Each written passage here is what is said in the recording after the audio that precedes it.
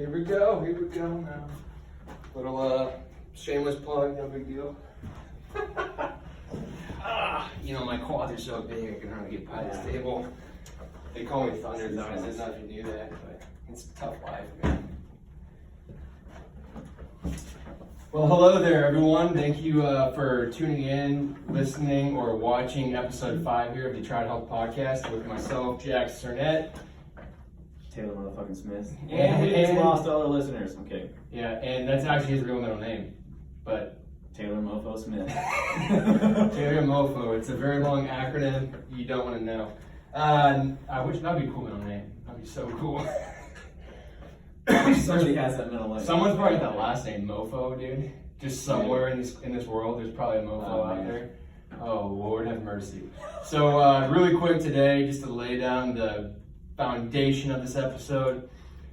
As any of you guys know who've been listening for more than one episode by now, the Triad of Health is fitness, nutrition, and mental health. This is back to the nutrition topic of the Triad of Health, the nutrition aspect. So this is our second nutrition episode. Next week will be our mental health, and then last week was our second fitness episode. So today we're going to be touching on, not touching on, that's not the right word, but we're talking, because this is a podcast, so we talk. Yeah. Some cool topics today. This is kind of the supplements episode, so we'll kind of get into supplements for performance athletes, supplements that everybody should be taking, and what a supplement really is. Because I think a lot of people think of supplements as only pills, and that's not really. Or just even people who don't know what you're talking about at all, like people I know who are older, when they hear supplements, they think PEDs. Yeah. And we're definitely not going to promote or talk about PEDs necessarily. We'll joke about it maybe, but and supplements, you might hear people out there say sups. They're not saying hello, sups, Sups, bro. It's just a little thing out there that people think they're cool, so they say it. But yeah, supplements, we're going to touch on all of that. And we're also going to talk a little bit about carbohydrates. We're going to talk specifically about something that I've been really interested in fairly recently, within the past year, called the cyclic ketogenic diet, which basically means that you're consuming your carbohydrates from clean sources right around the time that you work out, so that when you do that workout, the hard workout, your body uses that carbohydrate fuel for muscle glycogen. Have you been doing it for a while? I've been doing it for quite a while. I've been obviously kind of experimenting with kind of a carnivore approach for a little while, but I'm kind of back on slowly throwing back in some more, I guess, air quote, paleo foods, rather. Air quote. Because I remember you told me about cycling, at least a year ago now. It was when I just moved back here, like January, February of, now it's 2020. Holy crap. Happy New Year, everyone, by the way. Happy New Year. Damn. First episode in 2020. Starting off strong. But I moved back here from San Diego, for people who don't know, who are listening to this, and or Taylor, if he's just out of it right now, he might not remember because he's high on water and life. I moved here from a mountain in. You look like you do with that beard, man. I don't know. Taylor is short for Tomihito. But Taylor, you told me about that at least a year ago, or close to a year ago, about cycling my carbs closer to my training sessions, my workouts, my exercise days, and I think that does wonders. So I mean, it's not like I don't eat any carbs throughout the day except for around my workout, but I do eat most of my carbs in the meal or snack leading up to my workout. Yeah. So I think it's done great stuff. We can go into details about that. But there's been a lot of really interesting research. And it's not just us. Yeah, no, not just us. A lot of really interesting research. I know most people probably know about the ketogenic diet and the benefits it has for people, especially people that have had epilepsy and things along those lines. And people are noticing a lot of mental benefits from the ketogenic diet. But there's an interesting approach that's being tested right now called the cyclic ketogenic approach.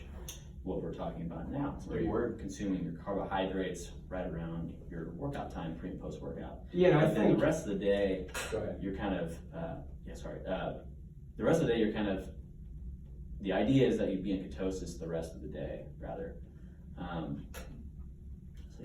I think that's like the ideal right there, Mm-hmm. But for some people, they might be a little more resistant to that change, or it just might be tougher with how busy and active their lifestyle is. Maybe they're just literally go, go, go. They have 4 kids at home. They have from that sometimes just get some calories in. Absolutely. But I think still, no matter what nutritional lifestyle you have, as we talked about in the first nutrition episode, I am almost primarily plant-based right now, particularly because of my chronic illness and stuff. But I still cycle my carbs around my workout. Most of my carbs are pre-workout or post-workout, or maybe even if I have a long training session 1 or 2 days a week, it's in the middle. And for you, you are ideal with what you're just talking about, the ketogenic cyclic approach. But I think cycling carbs, no matter what kind of nutrition you go by on a daily basis, is a great idea, especially if you're active, which is hopefully a lot of people out there who listen to this, or watching. I said listen, I pointed to the camera. Yeah, so I think, like you said, it might not be feasible for a lot of people. I think a good place to start is trying to maybe sort of playing around with not getting up in the morning and spiking your insulin immediately with a high carb breakfast. Agreed. I think there's been interesting research coming out about that. I think a lot of people know at this point that, the American diet, probably not the best thing. Yeah. A lot of sugar, a lot of carbohydrate, a lot of high carb. Well, and specifically from, sweets and junk foods. Exactly. I was going to say, spiking your carbs in the morning is not necessarily a good idea, especially if it's the processed carbs or the empty calories, people call them. Exactly. And like a couple examples you think of processed carbs, just in case people don't. What's the standard American breakfast would be, pancakes and waffles with a bunch of Aunt Jemima. Aunt Jemima, dude, shout out. Aunt Jemima. Or what was the pancake? Like flapjack? No, I know that's a name for pancake. Uncle Jack's. There's some pancake mix that has Jack in the name, because it's a great name. But or just Pop-Tarts or those processed, those sugary bagels that people can get. Like you got to look for a really specific kind of bagels when there's most of them are just junk. Or have you had a First Watch, dude? Yeah, I have. Dude, they have an amazing chocolate chip pancake. Really? Yeah, that's shit. What's crazy though is every day, like we've said, progress not perfection on this podcast, multiple times. Once or twice a month, I go to the Enjoy Pure Foods restaurant just here in Kansas City down the street off of 105th and Mission, and they have some dank pancakes, dude. Dank means good in case people out there have never heard that word because I talk like I'm 12, but dank, oh dude, they get, it's a gluten-free and vegan pancake, but like my family gets them and they're not anywhere close to my eating style, you know what I mean? Yeah. And you can get chocolate chips, dairy-free chocolate chips at the bottom, strawberries and blueberries mixed in. Oh, sugar-free syrup, dude, and a quality butter. They have like 3 different butter options you can get. You can get the processed, cheesy, not cheesy butter, but the processed, really cheap butter that you can get anywhere. Yeah. And they also have a more expensive, it's got duck fat and a couple other things in it, a really healthy, high quality, animal butter. And there's also even a vegan butter, which is all vegetable oils and stuff. But the point is, that's great. And that's that's definitely better than, going to get frozen pancakes or waffles from whatever grocery store you're at, and then throwing the butter, and then throwing the syrup on there, or just carbs in general, like I said in the morning. Right. I mean, I'm not saying you can't have any carbs. I don't think you say 100% no, but carbs should definitely not. Correct me if I'm wrong. Carbs should definitely not be the majority, the high percentage of your meal in the morning, or what you first start out eating, because the macronutrients, remind people out there what those are. Yeah, so the main macronutrients that people are familiar with are carbohydrates, fat, and protein. I think for one thing I want to talk about, I think, this is sort of a relatively new thing. I think based on evolution, I don't necessarily think that carbohydrates are the most efficient fuel source. However, there's a different sort of argument to be made for athletes and specifically professional athletes. I think that's a different argument, and nobody really knows. We don't know. Me and Jack don't know. Nobody really knows yet what the best diet is for anybody. I think it's pretty clear. Yeah. Human beings did evolve to eat animal products and things along those lines. We did hunt. We did eat fish. We ate, some plants here and there. We definitely ate some, nutrient-rich berries. There's a whole bunch of things that we definitely ate. In today's world, though, we have all these different sports like football and CrossFit and MMA, NBA, and stuff with weight classes. Different weight classes. Nobody specifically knows the right diet, and everybody is different. It's really hard to do, your own research. I 100% obviously I agree, because Taylor and I are in the same wavelength here. But I think anyone who considers themselves knowledgeable on nutrition or nutrition expert, like you're going to see a bunch of people out there. We're not saying we're experts, but we do know anyone who knows anything about nutrition can agree on one thing, and it's that whole foods are the best bet. Absolutely. Anything processed, get it out. Put a vest on and take a hike, dude. Take your little pastries with you if you want to have a chart of health, aka full health spectrum, aka longevity in your life, But you're gonna get people. There's just for a podcast, for example, there's probably 50 different podcasts in America alone that are nutrition based, and they just crap on anyone who eats primarily fruits and vegetables like yours truly. And there are probably 50 that are run by doctors and other people who, doctors for the animal products as well, but doctors who run podcasts, cardiologists, or just random hippies or people like me who only promote and or talk about the plant-based lifestyle.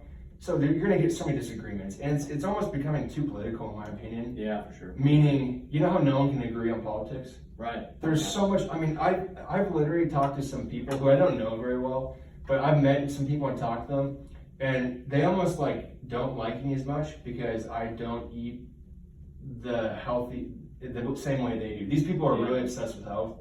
Not obsessed, but they're really into health, like you and I are.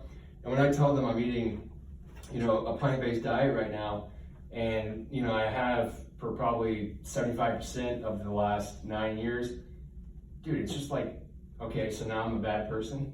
You know what I mean? It just gets super political, and it's everyone, I guess what I'm trying to say is everyone has their decisions, and like you said, it's different for everyone. Let's say you said football. So NFL, there's different positions. The 300 plus linemen, even if they were plant-based, just like the quarterback, or they ate a carnivore diet and the quarterback ate a carnivore diet, they're going to have so many different high caloric foods in there, just a different meal plan in general because of just their body, their position, their wear and tear.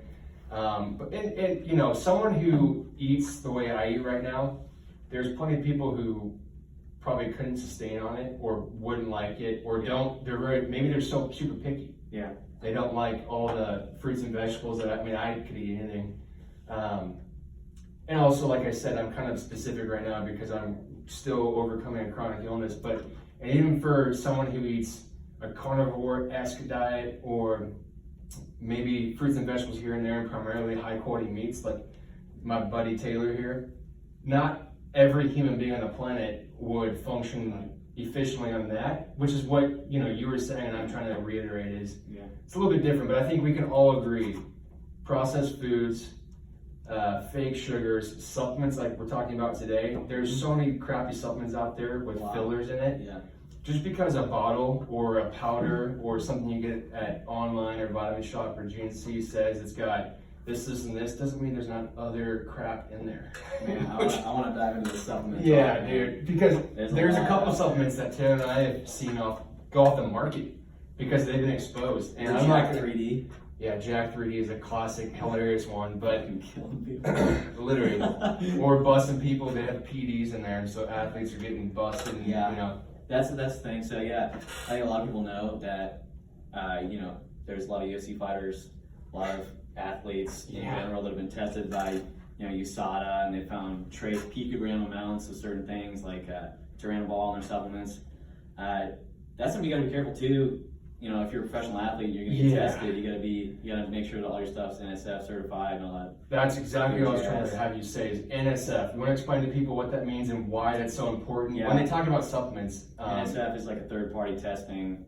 I don't know the logistics behind it, but it ensures that, what happens a lot of times is supplement companies will formulate their supplements in a bin at a, whatever they're doing. In a warehouse facility. Yeah. And that bin has not been cleaned properly or whatever, and there's a trace amount of something else in there, you know, like a trainable or whatever. Correct. Yeah, exactly. Or they have multiple products in that same supplement company, and maybe some a little bit of residue here and there of another product mixes in with another one. Residue. Yeah, that's a great word, right? Yeah. Moist residue. I want that. But NSF, yeah, I remember when I worked at Vitamin Shop in San Diego as my college job, and you know, it's hilarious because you worked at Vitamin Shop too. We had all of the athletes from, I got so many athletes that came in from San Diego State University, University of San Diego, and then UCSD, University of California, San Diego, and even a tiny little school, Point Loma Nazarene University. That Vitamin Shop was the neutral one to all those colleges, and all the athletes would come in and they say, I want this, this, and this, but it has to have the NSF on it, because as NCAA athletes, you can't be, you know, popping PEDs on your, you know what I mean? So they got to be very careful on that. And I think for anyone who does, you know, some people out there might not care, send it, dude. All the PEDs, man, inject me, bro. But for the vast majority of humans, that's a good idea. For the supplements that are not like food, because what would you say, just really quick, what would you say supplements, in your opinion, do you think supplements are only like vitamins, minerals, pills, powders? Because I also think it's a little bit of like superfood or supplemental food. Like, absolutely. What do you think? Yeah, there's definitely, well, first off, you know, if we're talking about supplements in, you know, pill and powder form, you gotta be careful about what you're consuming. Like you were just saying. There's a lot of really incredible companies out there, you know, to name a few. Nordic Naturals with their fish oil. On It is a great company, a little pricey, but their supplements are quality supplements. There's companies like Organifi that make the Organifi and gosh, what's a couple other? Four Sigmatic, they make these really cool mushroom blends, like chaga mushroom. Yeah, you know what I've been actually including is I've been eating a ton more mushrooms in my diet. The nice, not we're not talking about the drug shrooms, but like real mushrooms. Had a good shrooms trip last night. Yeah, dude. Oh man, I had some portobellos, dude. I got so high off those. I mean, I had a really good psilocybin trip last summer. I appreciate it.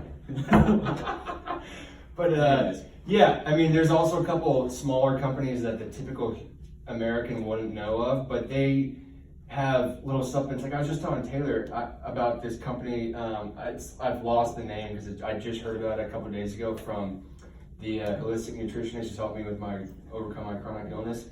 They have really unique superfoods, and one of them is sea moss, dude.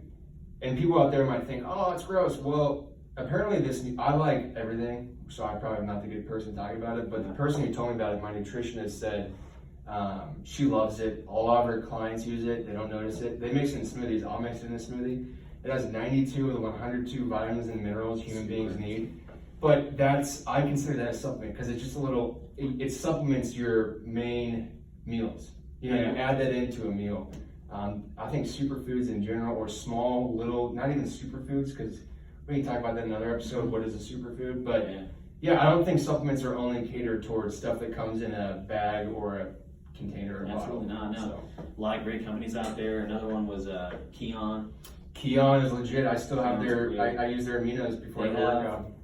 Let me tell you guys right now, they have the best. They have the best Keon supplements.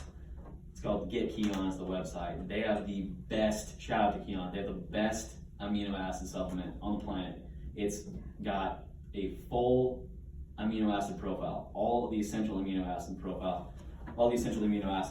not just the 3 branched chain amino acids, which they compete for absorption. So branched chain amino acids, isoleucine, valine, I think there's one more. There is one more, I can't remember the name. You know, you see those weird branched chain amino acid supplements. And it makes you think that you're getting that full amino acid profile. I don't want to call out any companies. But no, I know, but you're really not for 99% of those amino acid supplements, except Keon, which is spelled Kion, is founded and run by people who are well recognized in the health and wellness field. They're not just some random guy trying to get rich quick, you know what I mean? Ben Greenfield's one of their main, is he did he create Keon? I'm trying to That's remember. isoleucine. That's what Isoleucine. I knew it. Yeah. But the point is, Keon, a lot of people, supplement companies, here's a little analogy I thought of when I was talking to someone about it earlier. Supplement companies, someone told me this, and I was like, oh, that kind of makes sense. People look at supplement companies who don't know a ton about them. They just heard about all these different supplement company names.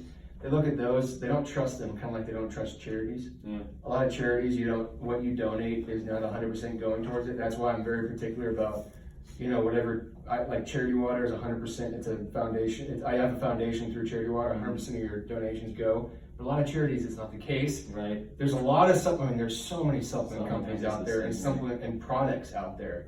And Keon is a grade A certified, legit. I mean, it's not gonna fake you out with any salesy things or add in a bunch of fillers. I've been using their amino acids 20 minutes before every workout for about the last month now.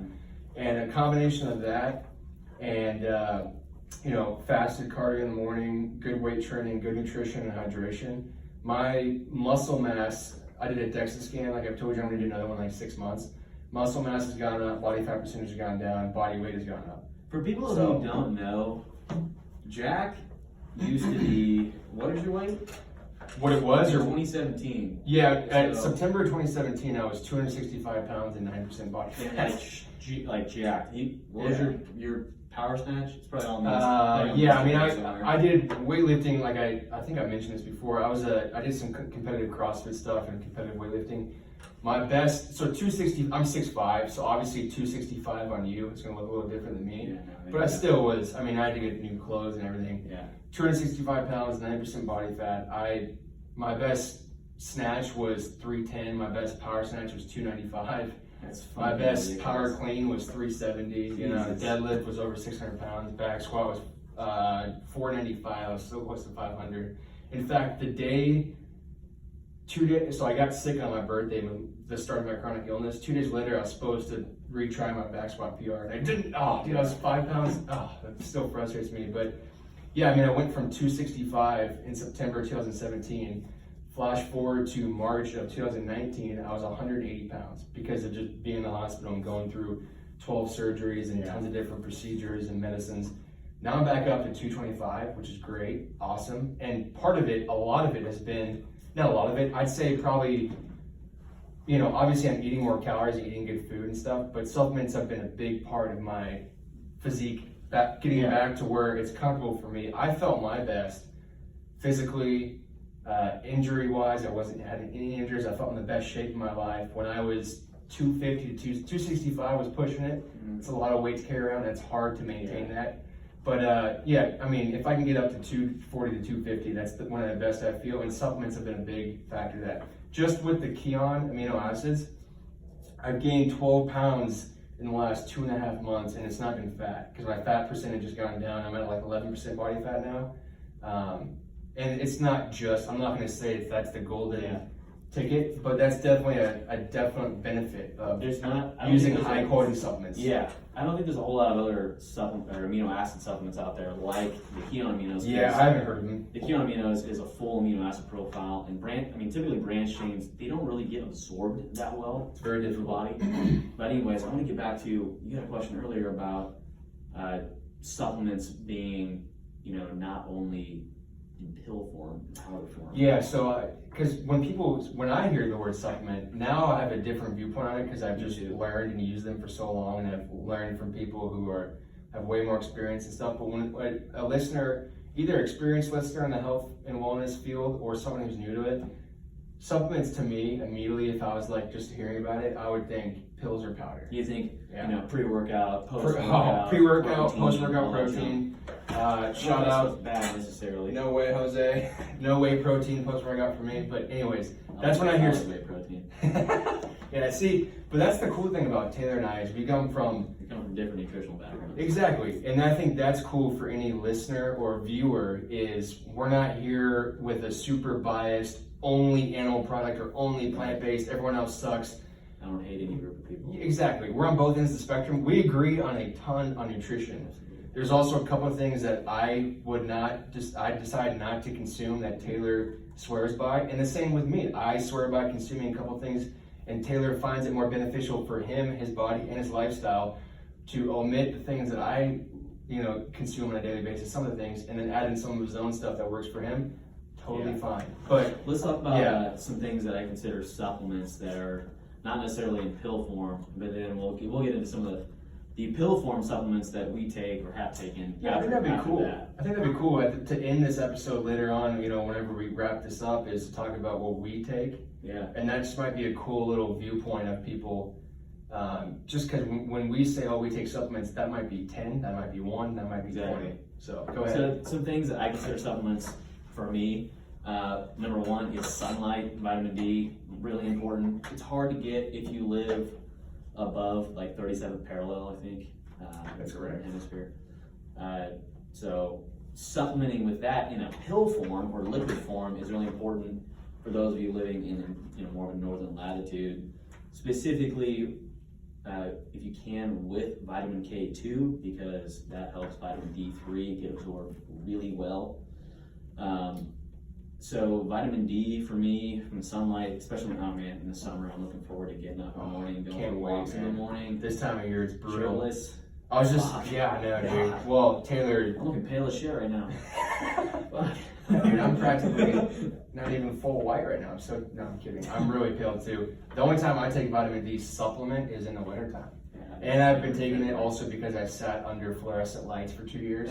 But anyways, yes, I agree. Summertime, vitamin D, it is one of the best natural, Mother Nature supplements that you can, it's just, there's nothing better besides vitamin D and water. Yeah. They're free supplements. But they're also super beneficial and super neglected by a lot of the population. So go ahead. Sorry. So, something else that I implement every week. I do beef liver. I eat beef liver.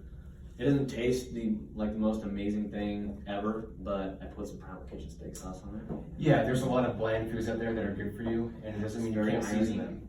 But that's a big supplement for me because beef liver contains a full amino acid profile. It contains a lot of cholesterol, which is very good for you, by the way. That's an argument.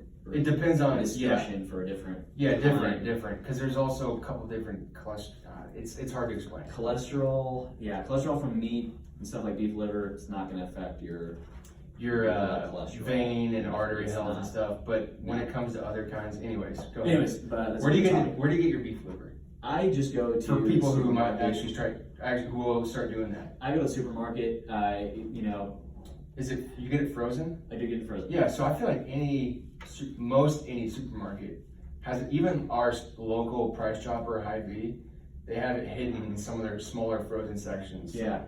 So beef liver contains a ton of folate, all the B vitamins you need.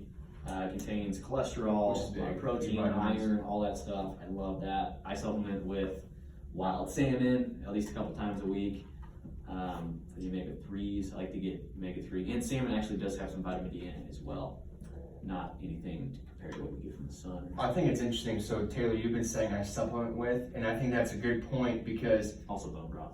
Yes, well, I want you to keep adding on, but you're not saying, you supplement with, and for people listening to that, he's saying that because he adds those particular things, the beef liver, the salmon, the sunlight, into his already, full day of eating. It's not like he only, I agree. He doesn't only eat those. That's why it's a supplement to his full diet, full, all the food that he eats and just on a daily basis. So anyways, keep going. Yeah, so another thing I do, bone broth is, I love Kettle and Fire bone broth. I know we're talking about a bunch of companies, but Kettle and Fire bone broth. Any company that has a good quality product. Amazing. Anyways, it's legit. I think a lot of people too that are on, I know a bunch of people that are wanting to do carnivore, like full carnivore, and I think doing full carnivore, but only eating like muscle meats and things along those lines is probably not the way to go for most people. I think I would agree.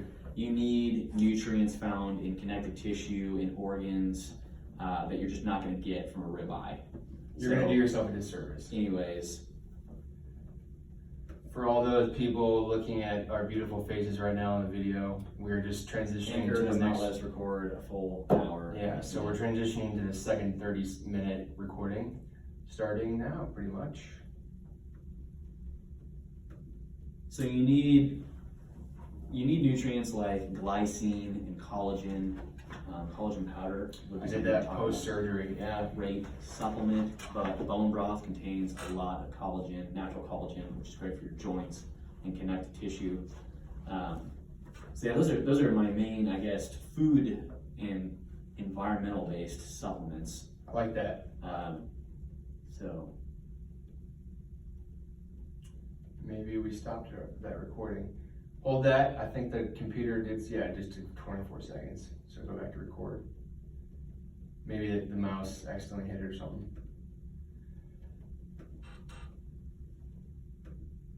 And then just move the mouse. Once you hit record, move it far away. Wow, that's weird. And what we should do is we should delete a bunch of this shit. Yeah. All right, well, I'll entertain you guys on the video, because I'm just super entertaining. While Taylor tries to delete some of our old content. Anchor's a little weird sometimes, especially when you're first starting out with a podcast. Some of the recordings don't always go through. I remember one of our first episodes, one of the recordings stopped for like 5 minutes. We're working on it. We got these technical difficulties. Obviously, things will get more developed as we go.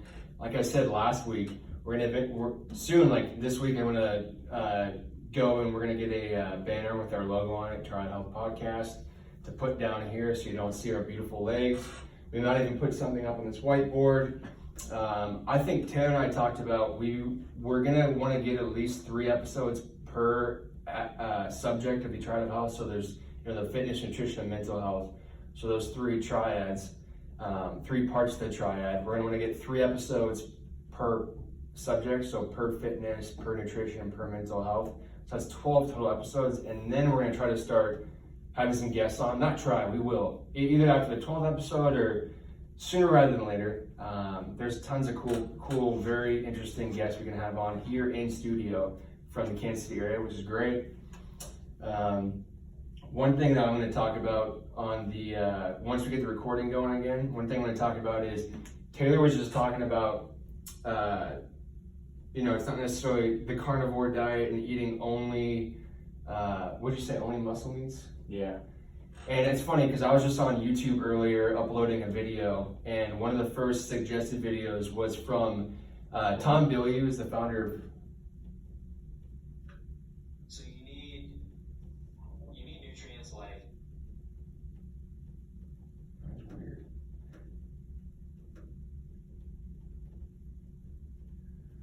Anyways, I'm gonna. All right. So, anyways, I'll talk about what I'm talking about in this recording right here. So you need nutrients like glycine, and talking about nutrients that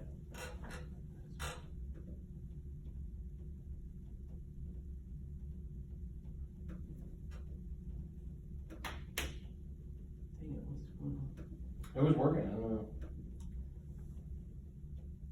It was just working. I'm not sure why. All right, back to entertainment time. I'm gonna sing you guys a song. Not really. I suck at singing. I'm terrible. I was challenged to a sing-off earlier today by one of the teenagers that I mentor and / help out, kind of his big brother and coach, and he definitely murdered me in the sing-off. It was pretty embarrassing. I can't carry a tune, but I act like I can. So let's see, maybe 3rd time's a charm on this. And just move the mouse as far away as you can. Wow, that's really strange. I'm gonna pause the video. Alright, we're gonna pause it. I'll have to edit out some of that. Just to figure this out, we'll include both videos together in the YouTube channel. So hold on, peeps. I'm coming. No. We'll be right back.